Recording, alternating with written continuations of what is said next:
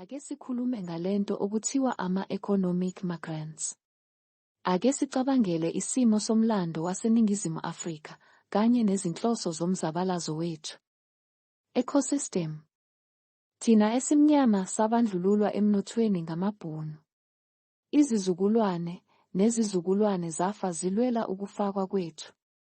Ngo-94 wawuhloselwe ukumaka lokho kufakwa. Ukunqoba kwabantu. Kodwa, uMandela noMbeki basitshela ngama-economic migrants azofakwa emnothweni. Besho abokufika ezweni. Bengasibuzi besitshela. Thina bomdabu singama-economic migrants, abafuduki bezomnotho, kodwa ngaphakathi. Kwakufanele kuqalwe ngathi abantu bezwe, ngaphambili kwanoma yimuphi umfokazi nabangaphandle. Uma sasinamalungelo ezakhamuzi. Sawemukela lowo msangano. Uyabona ukuthi sasiziwula kangakanani. Kumnyama ebusweni benkawu. Cabanga kahle. Thina abamnyama sasiguduza izwe lonke sicinga imisebenzi. Kodwa sivalelwe ngaphandle ngamabhunu. Sesifaka abamnyama ePotoli, yibo-ke manje abafaka abokuhamba emnothweni ngaphambi kwethu. Umbuzo uthi, kanti sasilwelani ezweni? Kwachitheka igazi lobabamkhulu nezizukulwane bethi balwela ukufakwa kwethu emnothweni. Niyabona ukuthi sasilele. Sidunyelwa. Ukuvuma lamanyala. Cabanga omongameli esabafaka emandleni, sababeka ePitoli. Sekuyibo abenza umsebenzi wamabhunu nobuthelezi ukusibandlulula. Buka nje izwe lonke manje. Emadolobheni onke amakhulu kubusa abokuhamba.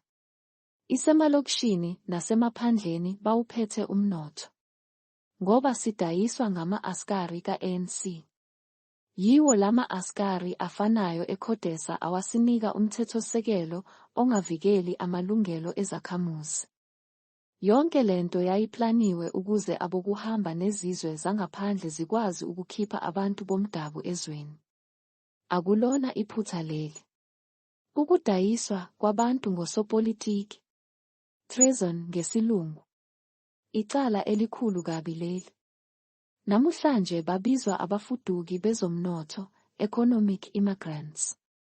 Esikhathini esizayo bazobizwa ngokuthi izakhamuzi zemvelo. Bethi konke abakwaziyo yiNingizimu Afrika. Bayiswephi. Bayobe besingenile baqeda ngathi. Benikwe amandla yi-ANC. Izwe lizolahleka kuze kube phakade njengePalestine. Siyoba amaskafula futhi ezweni lethu. Susani labantu, sibavalele ejele abe-ANC. Sibophe namajaji omthethosisekelo. Uqalwe kabusha umthethosisekelo. Abokufika baxoshwe bonke.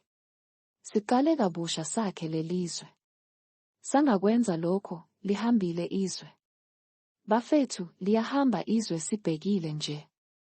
Buza abasePalestine ukuthi kunjani, bayini ezweni labo. Asivukeni bafowethu. Siyadayiswa lana. Ngiyazi ukuthi iningi liyakubona lokhu, kodwa uma kungenjalo manje, nizokubona maduze. Uthandi lona.